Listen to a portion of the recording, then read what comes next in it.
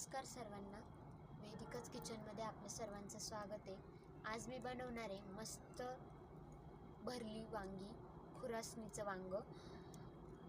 आता इथं खुरासणीचं वांग करण्यासाठी मी ताजी वांगी घेतलेली आहे, खुरासणी घेतली आहे, कांदा भाजून घेतला आहे, खोबरं घेतलं आहे, कोथिंबीर, लसूण, मिरच्या घेतल्या आहे, आलं घेतलं आहे थोडं. आता हे सर्व मी भाजून घेणार आहे.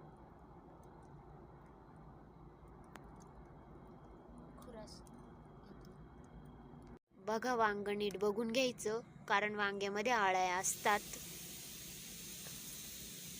मी खूप ताजी वांगी आणलेली बाजारामधून, एकदम फ्रेश आहे आणि मस्त कवळी लसलशीत आहे.